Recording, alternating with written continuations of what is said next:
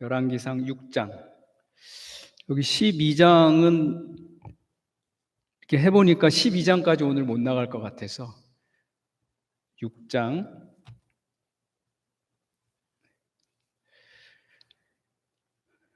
6장 1절하고 37절, 38절 이렇게 세 절만 우리 같이 한 목소리로 읽겠습니다. 6장 1절 먼저 같이 읽겠습니다. 시작.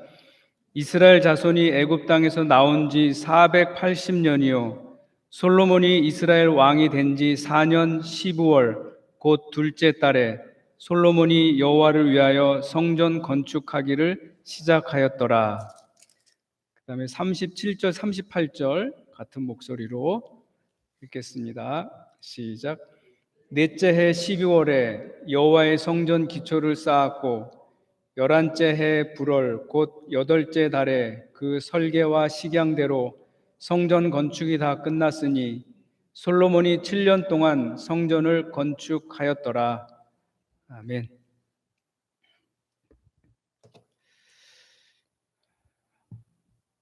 오늘부터 이제 열왕기상을 이제 시작을 하겠습니다.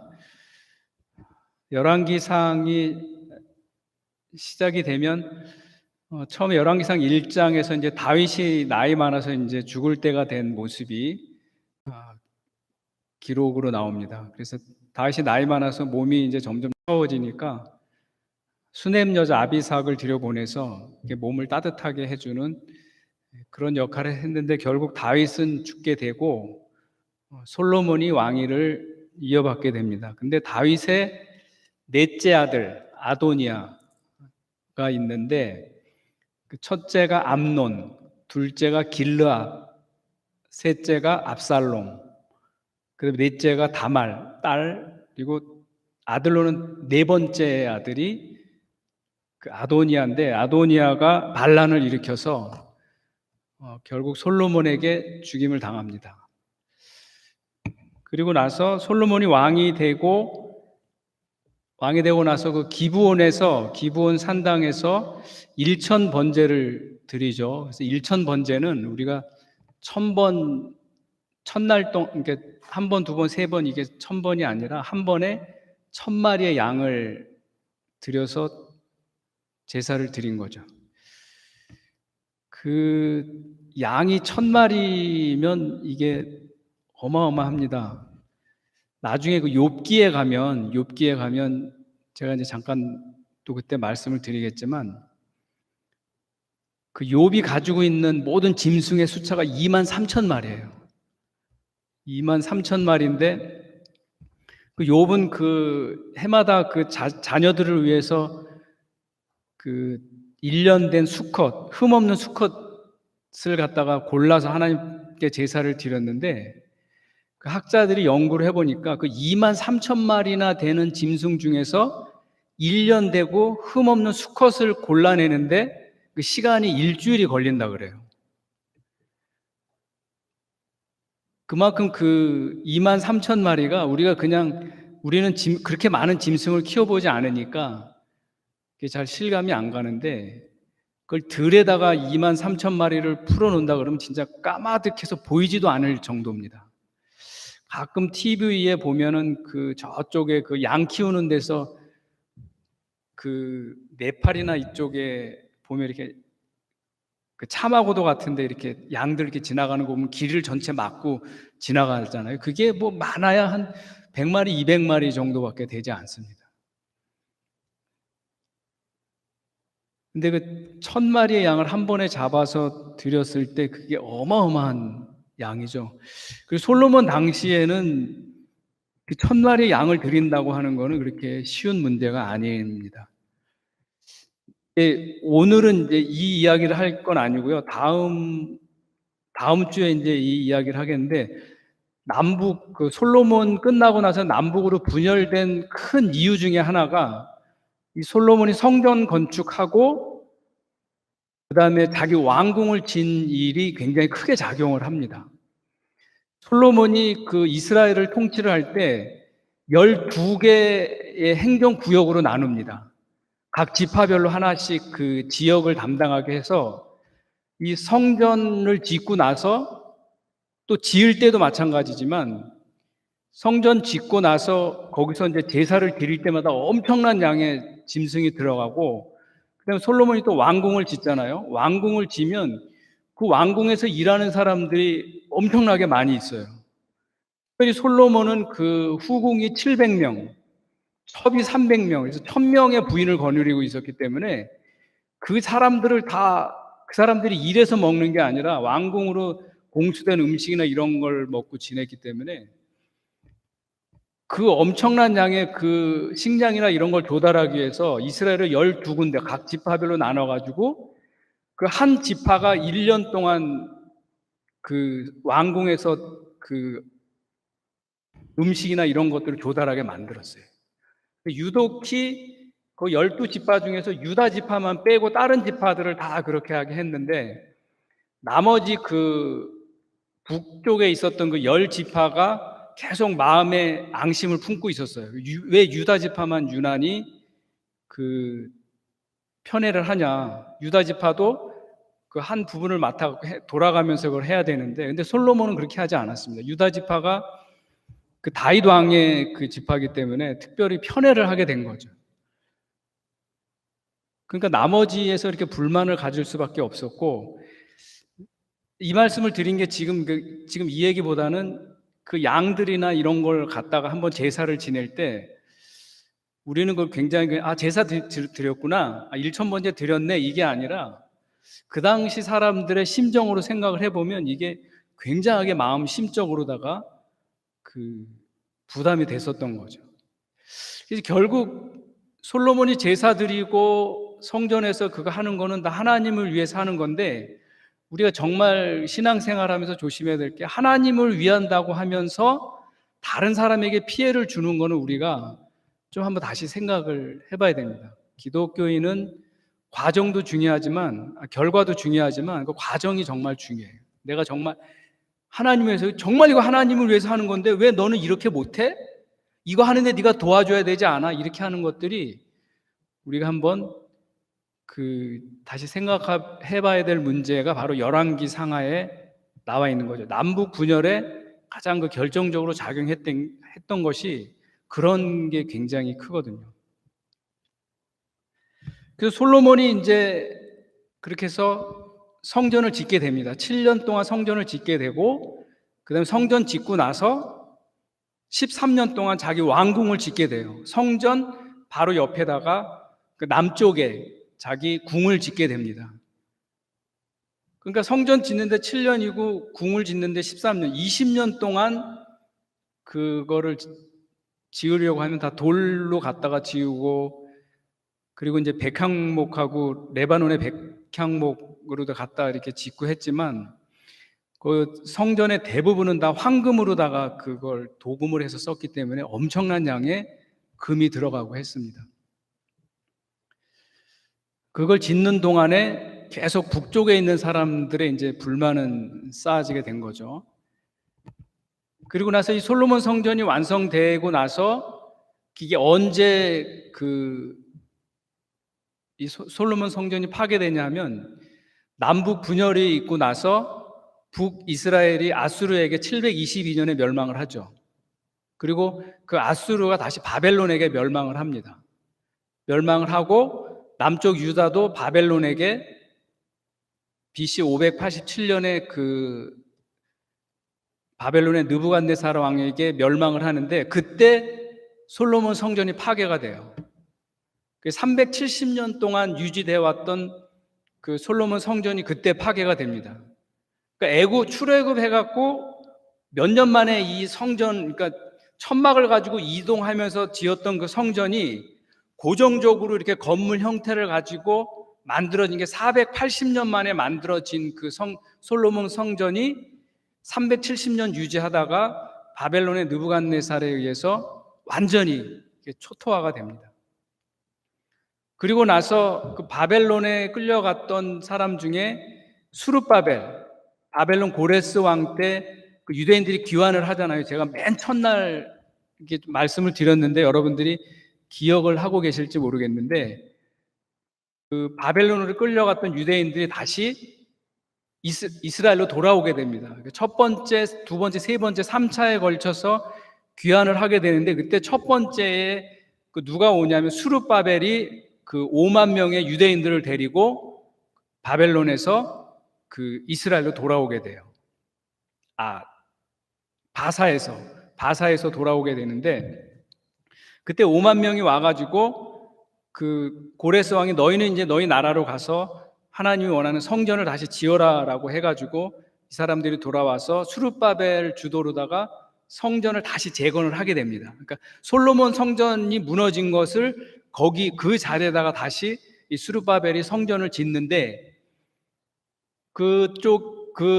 지었을 때 그 북쪽에 있던 사마리아 사람들이 방해를 하기 시작을 해요. 그래갖고 그 방해로 인해서 16년 동안 지체가 됩니다. 16년 동안 지체가 됐다가 다시 그때 말라기 선지자하고 학개 선지자가 그때 이제 활동을 하게 되면서 다시 성전 재건을 하게 되죠. 그래서 스룹바벨의 주도하에서 그 성전을 다시 재건했기 때문에 그것을 스룹바벨 성전이라고 합니다. 그래서 솔로몬 성전을 제1성전, 그 다음에 스룹바벨 주도로다가 만든 성전을 제2성전이라고 이야기를 합니다. 그래서 스룹바벨 성전이 만들어진 이 성전이 430년인가를 계속 유지하다가 이게 다시 언제 또 이게 초토화가 되냐면 기원전 63년경에 그 로마의 폼페이 장군에 의해서 이스라엘에 다시 그 멸망을 당하게 됩니다. 그 멸망을 당했을 때 폼페이 장군이 와서 그 스룹바벨 성전을 또 완전히 허물은 거죠. 그러니까 두 번째 그 예루살렘 성전이 완전히 이렇게 초토화가 됩니다. 그리고 나서 어디만 남겨뒀냐면 그 스룹바벨 성전의 서쪽 벽 일부분만 남겨주고 나머지는 다 망가뜨렸어요. 그래서 그 서쪽 벽이 지금도 이제 이스라엘에 가보면 여러분들이 많이 들었을 거예요. 통곡의 벽이라고. 이 통곡의 벽 밑에 있는 부분이 예수님 당시에 있었던 성벽 그대로의 모습입니다. 그 땅 밑 위로 올라와 있는 건 얼마 안 되고 지하에 더 많은 깊게 이렇게 지금 가라앉아 있어요. 그래서 이게 굉장히 오랜 시간 걸치면서 지금 현재의 모습으로 오게 돼 있는데, 그래서 그 로마 폼페이 장군에 의해서 두 번째 이게 파괴가 됐잖아요. 그리고 다시 그 기원전 19년, BC 19년에 헤롯이 유대의 왕이 되면서 다시 성전을 재건을 합니다. 그 헤롯 성전이라 그래요. 그래서 이 헤롯 성전이 BC 19년에 시작을 해가지고 82년 동안 성전 건축을 합니다. 그러니까는 예수님이 태어나시기 19년 전부터 성전 재건을 시작을 했기 때문에 예수님이 살아 계셨을 당시에 그 성전은, 예루살렘 성전은 헤롯 성전이에요. 그래서 예수님 당시에 그 성전세를 내고 했던 것이 성전을 계속 짓고 있었기 때문에 성전세를 냈습니다. 그리고 예수님이 나중에 그 예루살렘 성전을 보면서 내가 이 성전을 허물고 사흘 만에 다시 짓겠다라고 했을 때 그 유대인들이 그랬잖아요. 네가 어떻게 지금 46년 동안 이렇게 진 성전을 네가 사흘 만에 다시 짓겠다고 하느냐라고 했던 것이, 그때 예수님 당시에도 그게 성전이 계속해서 건축이 되고 있었던 것을 알 수가 있습니다. 그래서 헤롯 성전이 완성되고 나서 다시 예루살렘이 로마에 의해서 다시 한번 멸망이 되게 되는데, 그때가 AD 70년이에요. AD 70년에 로마의 티투스 장군에 의해서 예루살렘 헤롯 성전이 또 완전히 초토화되게 됩니다. 그리고 나서 이 예루살렘 성전, 그 헤롯 성전이 완전히 무너지고 나서 유대인들은 더 이상 성전 지을 곳이 없었기 때문에 뿔뿔이 흩어지게 되고, 그때서부터 유대인들은 이제 전 세계에 그 디아스포라가 된 거죠. 그리고 나서 683년쯤에 무슬림 아랍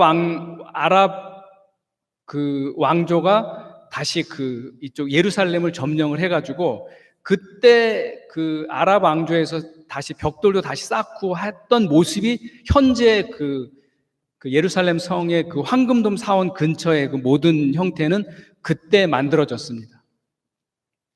그리고 나서 그 황금돔 사원이 돼 있고, 그걸 아랍 쪽에서 무슬림들이 그쪽을 차지하고 있었기 때문에 지금도 그 황금돔 사원은 그 아랍 사람들이 관리를 합니다. 실제로 거기서 총 들고 경계를 서는 사람은 요르단 군인들이 서 있고요. 관리는 무슬림 쪽에서 하고 전체 관할권은 이스라엘에 가지고 있지만 그 안쪽에는 이스라엘의 그 어떤 행정권이 미치지 못하는 아주 기가 막힌 그런 상황에 돼 있는 거죠.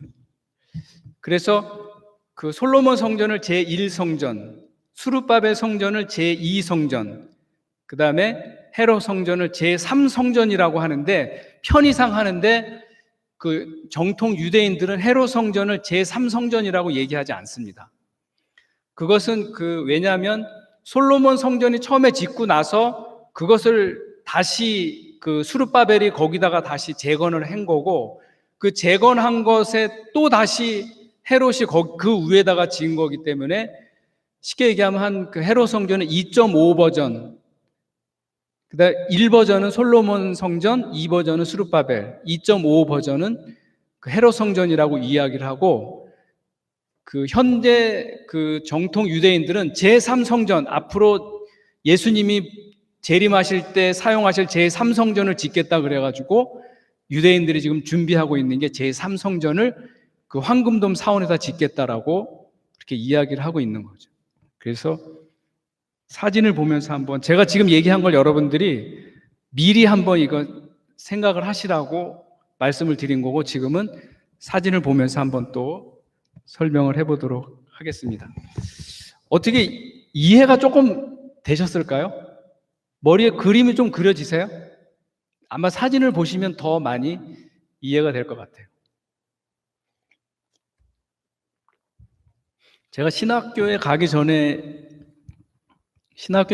저도 이 성지에 대한 그런 개념이 없었어요. 평신도 때 진짜 저도 굉장한 열심으로 이렇게 하다가 저도 너무너무 그 열정 때문에 저도 목사가 됐는데 그때까지만 해도 성지에 대한 관심이 없었는데 신학교 다닐 2학년 때 성지순례를 한번 갔었어요. 그때 2달 동안을 제가 기회가 돼서 2달 동안을 갔다 와서 그때가 거의 이렇게 제가 그 성경에 대해서 이렇게 인식을 바꿀 수 있는 결정적인 전환점이 됐었고 그 뒤에 한 번 더 이렇게 갔다 오게 됐는데 그래서 이번에 이 강의를 준비하면서는 전에는 제가 이게 성지 개념이 없어서 그냥 이렇게 설명만 했는데 지금은 그쪽에 관련된 거를 직접 하고 또 이게 성지에 관련된 정보들이 굉장히 많기 때문에 제가 직접 안 가본 곳도 굉장히 많아요. 이게 어마어마하게 많기 때문에 제가 가는 곳은 굉장히 극히 일부분이고 그래서 이게 진짜 맞는 건지 이거저거 다 이렇게 서로 크로스 체크하고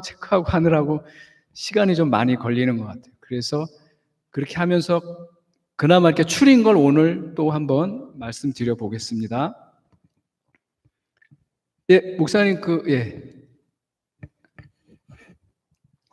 일단 열왕기상을 한번 먼저 설명을 드리면요. 열왕기상은 22장으로 돼 있고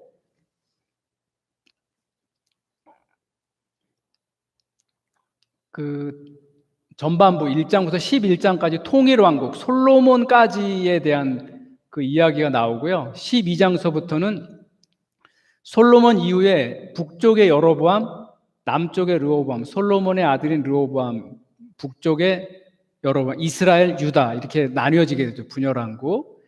그래서 이제 12장에서 22장까지는 남북의 왕들이 서로 이렇게 번갈아 가면서 그 통치하는 이야기가 나오고 그 다음에 엘리야 선지자가 그 17장서부터 등장을 하게 됩니다.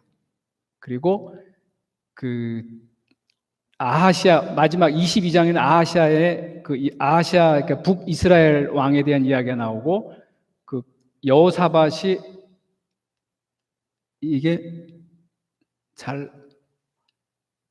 여호사밧이 유다, 이스라엘 이게 마지막이 아니라 마지막 장에 여호사밧과 아하시아의 이야기를 해서 열왕기상은 끝이 나게 되고 이 통일 왕국이 한 40년 정도 유지를 하게 되고 12장에서 22장까지는 약 90년간의 이야기를 북이스라엘의 수도가 사마리아고 남유다의 수도가 예루살렘인데 사마리아하고 예루살렘에서 있었던 이야기를 다룬 겁니다. 그리고 이 통일왕국도 마찬가지로 이 그래프를 그리면 솔로몬도 이렇게 처음에 이렇게 시작을 해서 꼭대기 올라갔다 이렇게 나중에는 다시 밑으로 추락하는 게 나오죠. 왜? 하나님의 말씀에 불순종하게 돼요. 그러니까는 솔로몬이 워낙 부인들이 많아가지고 유대인들을 한 게 아니라 다 이방 민족, 하나님의 절대 이방 민족하고 섞이지 말라고 했는데 그 다윗도 부인이 이렇게 정확하게 기록이 안 돼서 몇 명인지는 잘 모릅니다. 근데 솔로몬은 뭐 엄청나게 그 많은 부인들을 다 데리고 왔는데 그 여자들이 오게 되면 자기가 그 섬겼던 신들을 다 가지고 오게 되거든요.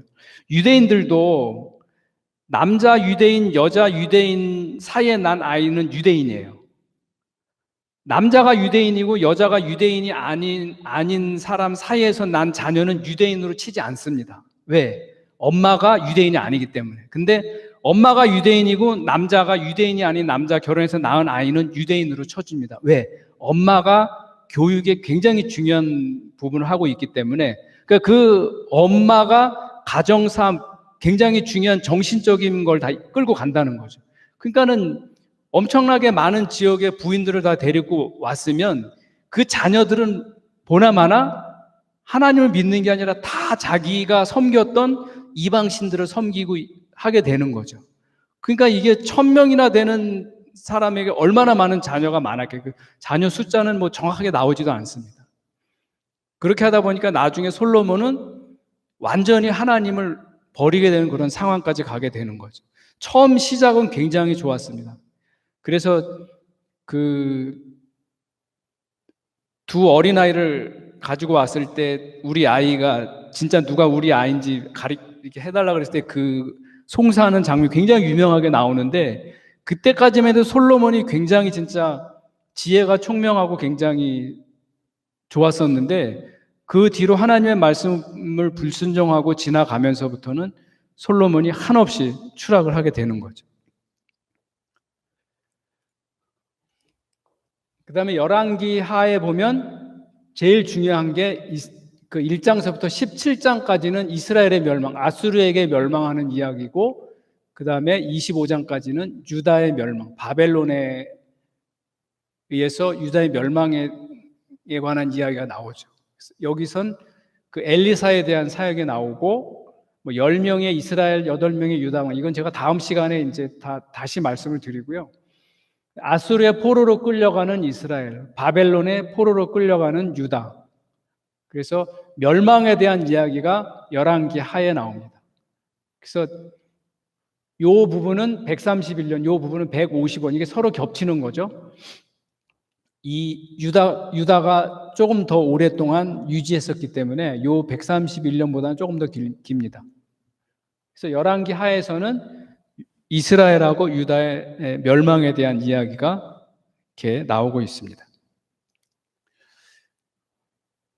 그리고 이제 그 다음 시간서부터는 이게 되게 복잡해져요. 선지자도 나오고 그래가지고 여러분들한테 뭐 어디를 읽어오라고 얘기하기가 조금 난해해요. 왜냐하면 이제 선지서도 갔다가 다시 열왕기 상하로 들어오고 이렇게 해야 되는 부분들이 있기 때문에 아무튼 여러분들이 읽어가는 속도대로 계속 성경을 계속 읽어가시고요. 하여튼 이번 기회에 한번 성경 일독하는 거로 꼭 한번 해주시기 바랍니다. 자, 여기가 그 솔로몬이 1000 번제를 드렸던 여기 기브온 산당이 여기에 있고, 요게 한번 보여드릴 테니까 한번 보겠습니다. 마우스 한번 눌러주세요.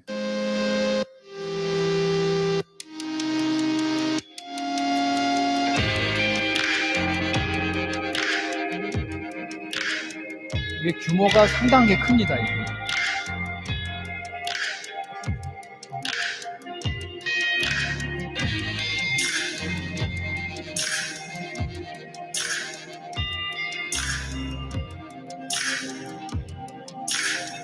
그래서 사무엘은 원래 라마에다가 그 장사를 짓는데 여기는 가묘라고 제가 지난번에 말씀드렸죠.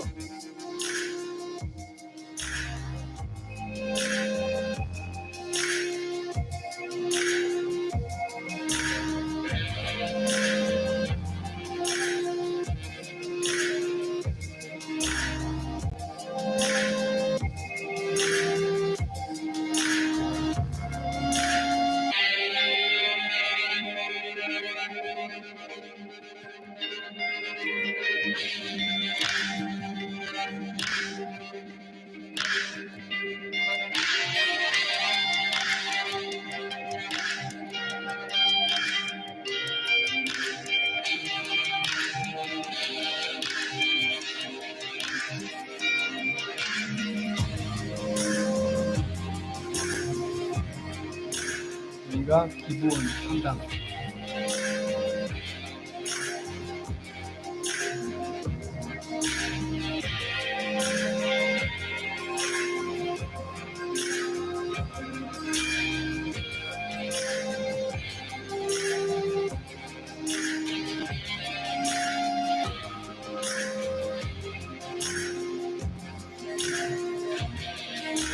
이쪽으로 올라가면 아얄론 돗자리가 나옵니다.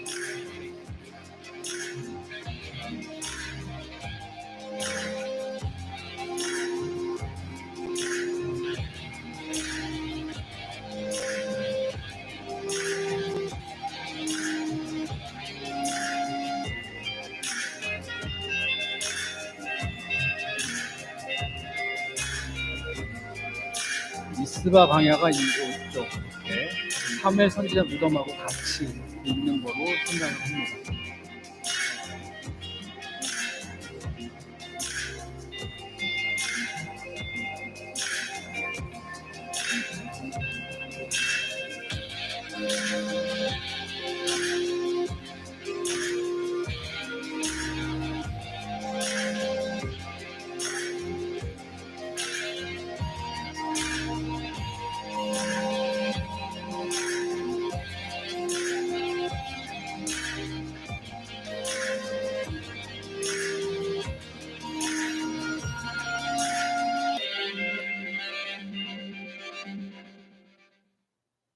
예, 요게 이제 그 사무엘 선지자 무덤하고 기브온 산당 말씀드렸고요. 자, 솔로몬이 그 성전을 짓기 위해서 이 두로에서 백향목하고 잣나무를 가지고 옵니다.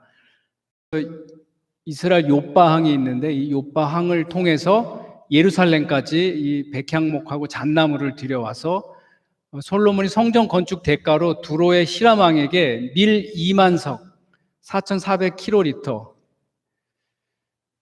그 다음에 맑은 기름 20석 440kl, 엄청난 양의 밀과 기름을 주고 그 성전 건축에 필요한 백향목하고 잣나무를 가져오게 되는 거죠.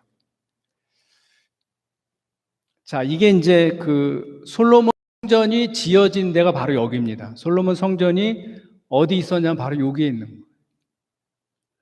지금 이 황금돔 사원 요 바로 밑에가 지난번에 제가 말씀드린 대로 그 아브라함이 그 이삭을 제물로 바쳤던 그 바위가 있는 거예요. 그래서 솔로몬이 성전을 지었을 때 그 모리아산, 그 지금은 이제 성전산 모리아산 같은 얘기인데 그 아브라함이 이삭을 번제로 바쳤던 그 자리에다가 법궤를 올려놨다라고 생각을 합니다. 그래서 솔로몬의 성전 중에 지성소가 여기에 있었다라고 생각을 하는 거예요.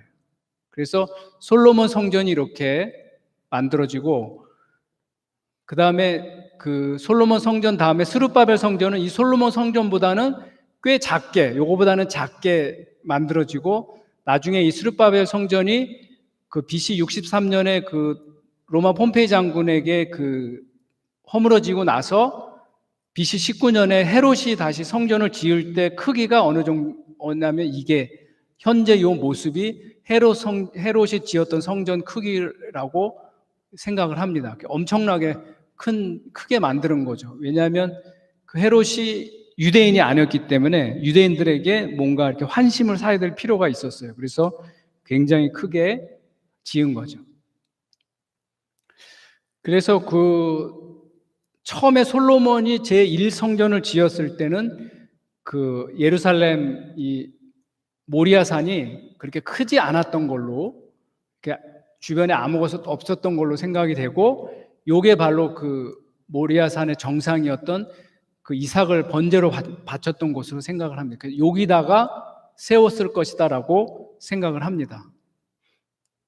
그래서 솔로몬이 성전을 여기다가 세우고, 요 앞부분이 성소, 요 뒷부분이 지성소잖아요. 요 지성소를 그 바위 위에랑 맞춰서 성전을 만들었을 거라고 생각을 하고, 그 다음에 여기 남쪽 부분에 여기다가 솔로몬 궁을 이렇게 만든 거죠. 7년 짓고 그 다음에 13년 동안 만들고 해서 이 성전산 위에다가 이렇게 만든 겁니다.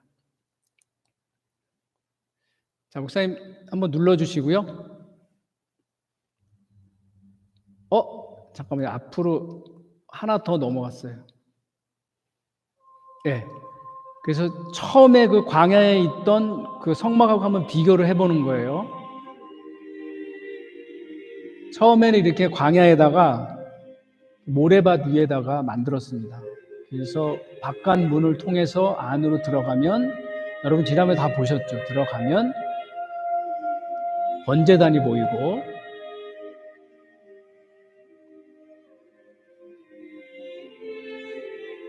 이 번제단이죠. 여기서 짐승들을 채워서 하나님 앞에 번제를 드리는 거죠. 그래서 여기는 제물을 드릴 양들이 항상 이렇게 있었을 거로 생각을 합니다. 번제로 짐승들 태울 때 쓰였던 도구고, 또 뿔에다가 제사장이 피를 바르는 거죠. 잡은 짐승에 피를 바르고.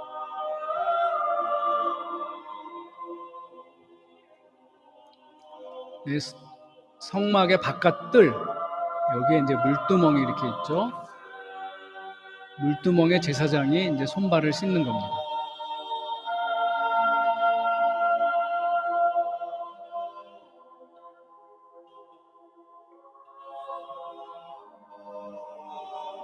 그리고 성소로 들어가는 거죠.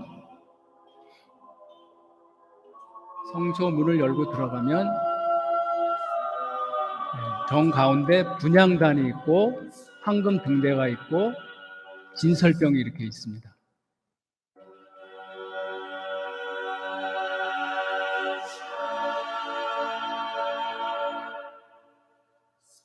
황금 등대를 메노라라고 이야기를 합니다. 티투스 기념문에 이게 있었던 거 지난번에 한번 보여드렸죠. 이게 진설병 12개, 각 지파별로 하나씩 할당되는 12개를 놨습니다.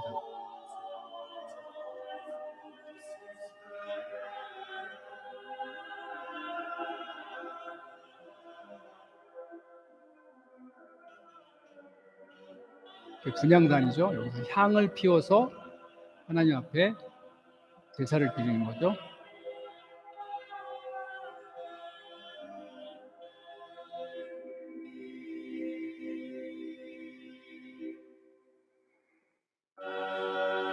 자, 이번엔 지성소로 들어갑니다. 휘장을 열고 안으로 들어가면 언약궤가 나오죠. 이 부분을 속죄소라고 이야기를 했습니다. 속죄소. 이게 언약궤 뚜껑인데 두 그룹 사이에 이 부분을 속죄소, 하나님의 속죄가 이루어지는 장소. 그래서 여기에 피를 바른 거죠. 안에는 아론의 쌍난 지팡이, 십계명의 두 돌판, 만나를 담은 금 항아리 세 가지가 들어있고요. 제사장이 여기다가 피를 바릅니다.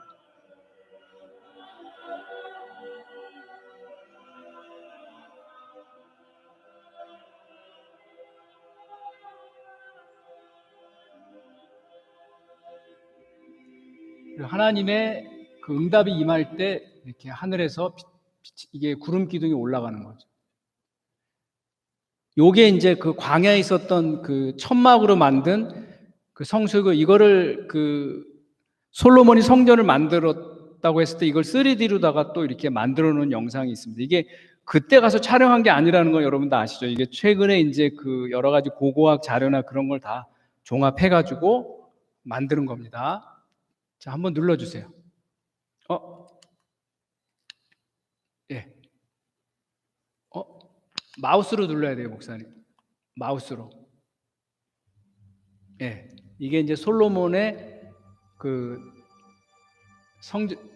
성전입니다. 솔로몬이 만든 성전.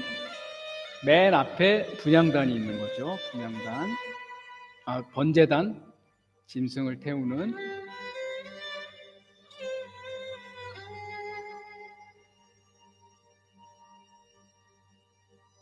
건물로 이렇게 만드는 거예요. 그다음에 물두멍이 있는데 요건 이제 바다라 그래가지고 여기서 물을 퍼서 옆에 이제 5개씩 그 물두멍이 있어요. 10개다 물을 담아서 썼습니다. 근데 여기에는 그 소가 3마리씩, 동서남북에 3마리씩 해서 12마리의 소가 이걸 바치고 있습니다. 옆에 이게 이제 물두멍이거든요. 물두멍이 10개인 건 이유가 다 있어요. 이게 영상이 자꾸 지나가니까 제가 먼저 설명드리고요. 요게 그 솔로몬 성전에 있던 두 기둥, 야긴과 보아스. 그가 세우셨다, 그 안에 능력이 있다, 이런 뜻이죠. 자, 성소 안으로 들어갑니다. 성소 안에 들어가면 똑같아요. 여기도 부장단, 메노라, 그다음에 여기 진설병. 진설병은 여기 있고, 벽면을 이렇게 만들었어요. 저는 이게 조금 이게 그 이집트의 영향을 받은 건지 이 부분은 조금 이해하기가 좀 이런 부분이에요. 아무튼 그 등대가 여러 개 있었는데 이건 한 개가 있었던 거죠.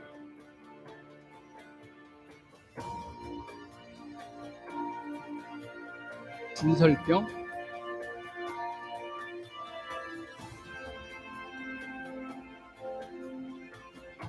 이게 분향단이죠. 향을 피우는 곳. 지성소로 들어갑니다. 지성소.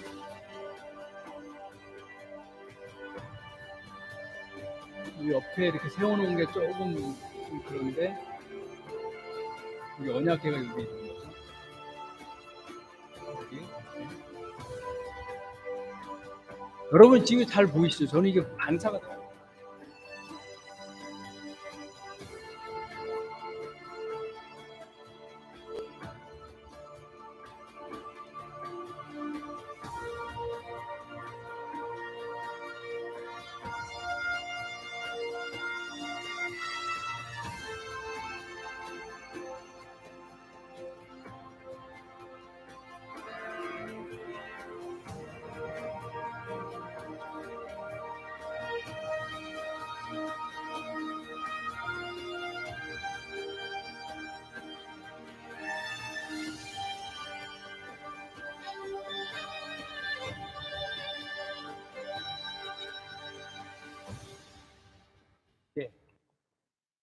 이게 그 이스라엘 박물관에 가면 이제 저런 모양을 만들어 놓은 게 있어요. 이스라엘 박물관에 가면.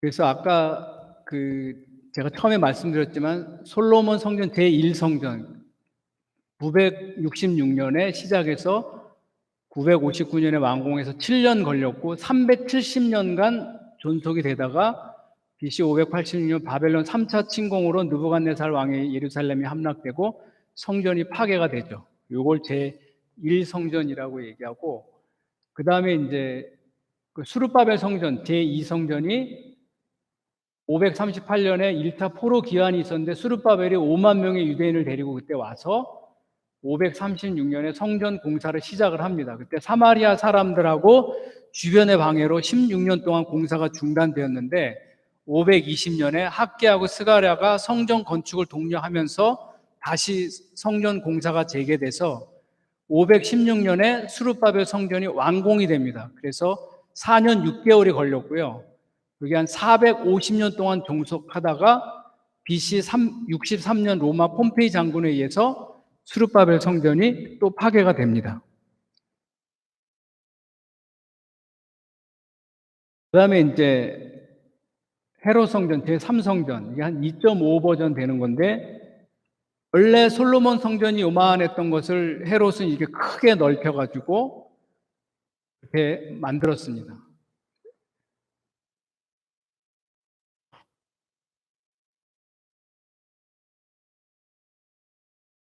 성전 규모를 보면 솔로몬 성전은 요만하다고 치면 헤롯 성전은 이만큼, 거의 한 3배에서 4배 가까이 크기 정도로다가 이렇게 만들었습니다. 미식 축구장 크기로 비교해 본 건데 이게 한 3배에서 4배 정도 크기라고 생각을 하면 될 것 같아요.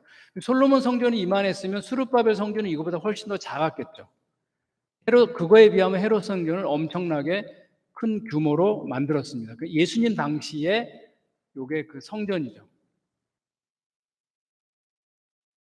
그래서 BC 19년경 유대왕 헤롯이 건축을 시작을 해서 유대인의 환심을 사기 위하여 크고 화려한 규모로 건축을 했고, 예수님 당시까지 46년 동안 성전을 건축하는 중이었다. 그래서 요한복음 2장 20절. 요게 뭐냐면, 네가 어떻게 3일 만에, 우린 46년 동안 만들었는데 네가 어떻게 3일 만에, 사흘 만에 다시 성전을 재건하겠느냐, 이 이야기가 요한복음 2장 20절이고요. 그래서 AD 63년에 완공이 돼서 82년에 걸쳐서 헤롯 성전이 완공이 돼서 7년 동안 존속하다가 AD 70년 로마의 티투스 장군에 다시 성전이 파괴돼요. 82년 걸려서 만들어진 게 7년 동안 사용하고 그 다음에 다시 한번 이렇게 없어지게 됩니다. 그래서 헤롯 성전을 다시 이렇게 해보면, 그때 AD 70년에 헤롯 성전이 완전히 로마가 멸망을 시키면서 딱 한 군데만 남겨놨어요. 여기 서쪽 벽이라고 하는 통곡의 벽이 이쪽인데 이쪽 부분만 남겨놓게 된 겁니다. 여기가 이제 성전으로 올라가는 이게 그 입구고요. 요거하고 요거는 다음 사진에서 볼 수가 있어요. 여기하고 요.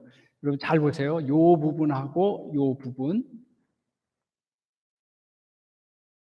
지금 그 예루살렘에 가면 이렇게 돼 있는데, 아까 제가 말한 곳 두 곳 중에 한 곳이 여기입니다. 이쪽에 있는 부분이 여기. 아까는 사진이 이쪽으로 돌려서 있어서 요게 앞쪽이고 요게 뒤쪽인데, 이쪽을 통해서는 현재 이 황금돔 사원으로 들어가는데, 그 무슬림 빼놓고 나머지 사람들, 일반인들이 들어가는 입구예요. 여기는 지금 이제 요 부분이 다 이제 허물어져 갖고 없는 상태고, 여기가 입구가 있었던 거로다가 수정을 하게 되는 겁니다. 그리고 현재 여기는 복원하는 중이고요. 이쪽 부분들. 그 다음에 여기가 서쪽, 통곡의 벽이라고 하는 요 부분 중에서도 이 전체가 아니라 맨 밑에 있는 부분이 헤롯 왕 시절에 쌓았던 그 모양이 지금까지 남아 있는 거예요. 그래서 보시면, 이걸 또 조금 자세히 보시면 잘 안 움직여서, 네.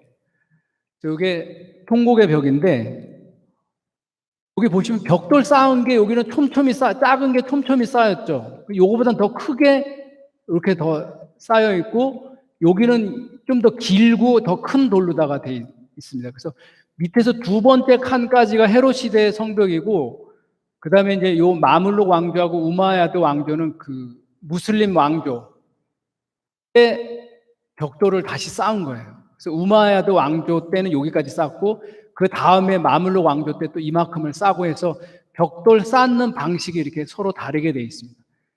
그리고 여기까지만 있는 게 아니라 이 밑에 지하 쪽으로도 훨씬 더 깊게 예수님 당시에 있던 성전 벽이 그대로 남아 있어요.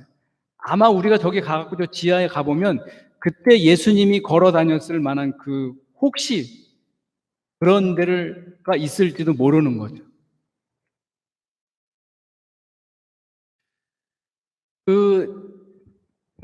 로마가 70년에, AD 70년에 이쪽 서쪽 벽을 남겨놓고 다 허문 다음에 다시는 유대인들이 이쪽에 오지 못하게 했습니다. 오지 못하게 하고 어느 특정한 날만 해갖고 그쪽에 와서 여기 서쪽 벽 여기까지만 올 수 있게 한 거죠. 그래서 이 사람들이 와가지고 여기 와서 성전에 더 이상 못 들어가니까 통곡을 하면서 울면서 기도를 해서 통곡의 벽이라고 이야기를 하고, 자주 올 수 없는 거기 때문에 자기들의 기도문을 그때 써갖고 이렇게 돌 틈에다 써 넣어서 했던 것이 지금까지 이어져 와갖고, 지금도 가보면 그 틈새에 더 이상 뭐 들어갈 틈이 없이 기도문 적어서 이렇게 꽂아 놓은 것들을 많이 볼 수가 있습니다. 현재 이렇게 황금돔이 이렇게 돼 있는데, 이거는 AD 70년 로마의 티투스 장군의 성전이 파괴된 후에 AD 638년 이슬람 제국의 오마르 왕이 예루살렘을 정복을 한 거죠. 그러니까 7세기에 그 이슬람 제국이 이쪽을 정복을 해가지고 여기에다가 이제 690년 압둘 말리크 왕이 황금돔 사원을 이때 이렇게 설립을 해서 지금까지 이게 계속해서 오게 된 거예요. 근데 처음에 만들 때 이런 모양은 아니었었어요. 그때는 이렇게 이게 초기의 모습인지는 잘 모르겠지만 그래도 이 지금 아까 전에 사진 봤던 그 이전의 사진입니다. 여기.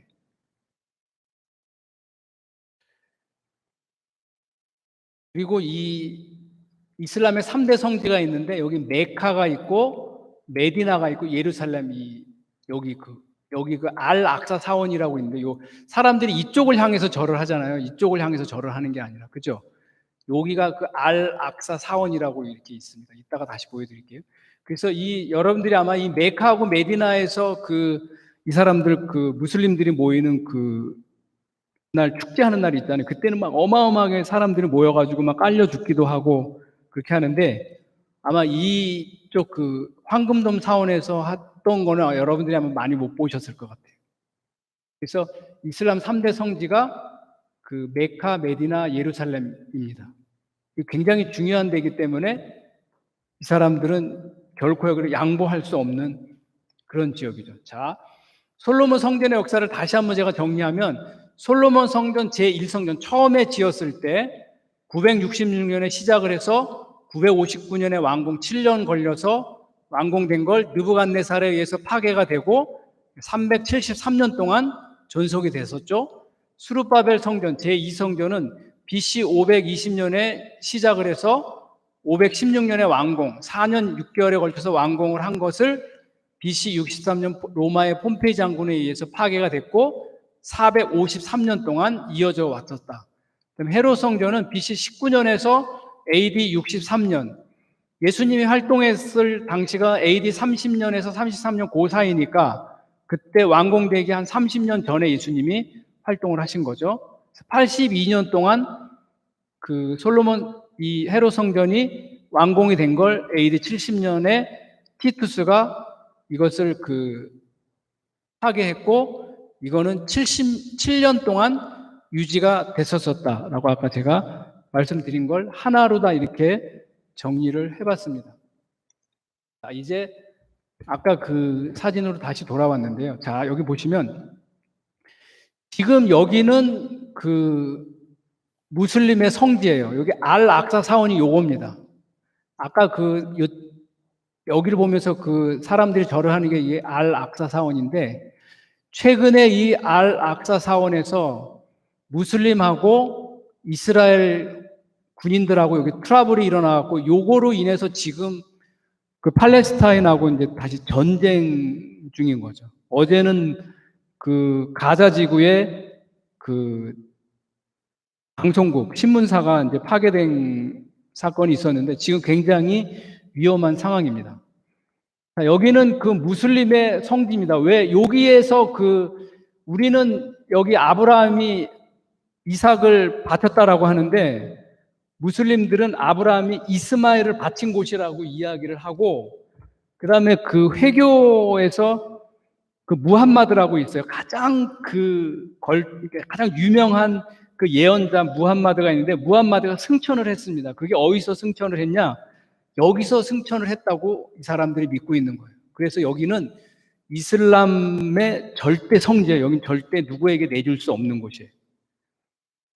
그리고 유대인들도 마찬가지예요. 여기가 솔로몬 성전이 있고 다시 우리가 성전을 세워야 되는 곳이기 때문에 여기는 유대인들은 어느 틈에라도 저희 기회가 있으면 여기를 탈환해서 성전을 지어야 된다고 생각을 하고 있습니다.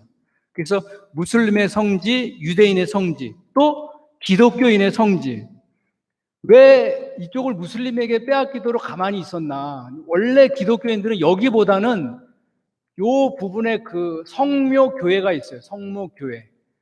여기가 베데스다 연못이 있고 여기 빌라도 법정이 이 정도 있는데 여기서부터 예수님이 비아 돌로로사 14곳 거쳐갖고 여기가 갈보리산 골고다 언덕. 그래서 기독교는 이 갈보리산 골고다 언덕을 더 중요시 여겼어요.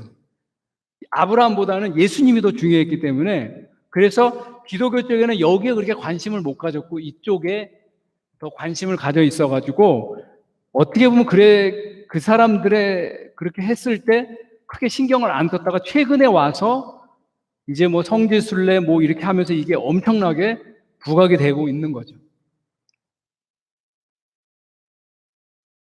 그리고 여기 통곡의 벽은 어디냐면 요 부분입니다. 여기가 지금 통곡의 벽으로 들어가는 입구 이렇게 돼 있고, 요게 아까 제가 말씀드린 그 외부인들이 들어가는 이 황금돔으로 들어가기 위해서는 요쪽 그 공중으로 다 이렇게 만들어 놓은 게 여기를 터널을 지나 가지고 이렇게 해서 들어갈 수 있게 돼 있고, 무슬림이나 여기에 관계된 사람 이쪽으로 안 하고 다른 통로가 있는데 제가 어디로 들어가는지는 잘 모르겠어요.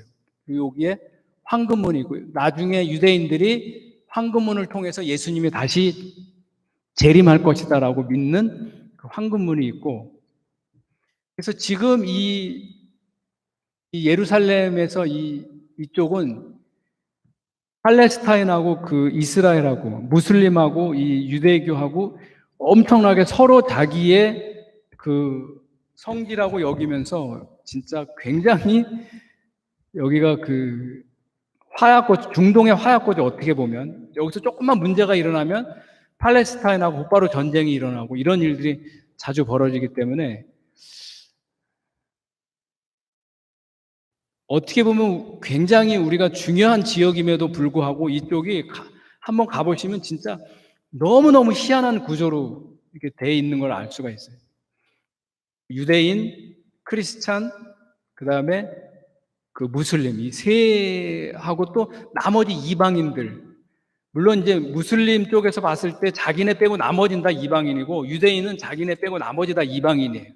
서로 이방인의 개념이 서로 이렇게 다른데, 그래서 이쪽에 그 솔로몬 성전이 있었던 이 황금돔 사원을 중심으로 해가지고 지금도 엄청나게 많은 보이지 않는 전쟁들이 일어나고 있고, 어떻게 보면 그 유대인들이 이쪽을 통해서 예수님이 재림할 것이다라고 이렇게 믿는 거가 우리가 보면 굉장히 좀 뭔가 좀 이상한데, 근데 그 사람들은 그거를 목숨 걸고 지키려고 하고 있고, 얼마 전에 트럼프 대통령이 그 퇴임하기 전에 예루살렘을 예루살렘으로다가 이스라엘 수도로 옮기겠다고 이야기를 한 적이 있어요. 여러분 아마 기억을 하실 건데, 그게 전 세계 사람들, 잘 모르는 사람들은 뭐 수도 옮길 수도 있겠다라고 생각할 수 있을지 모르지만, 유대인에게는 정말 진짜 엄청나게 바랬던 일이고, 그렇게만 되면 우리가 저쪽을 탈환할 수 있겠다라고 생각을 해서 기대감을 잔뜩 가지고 환영했지만, 이쪽 무슬림 쪽에서는 절대 반대죠. 우리는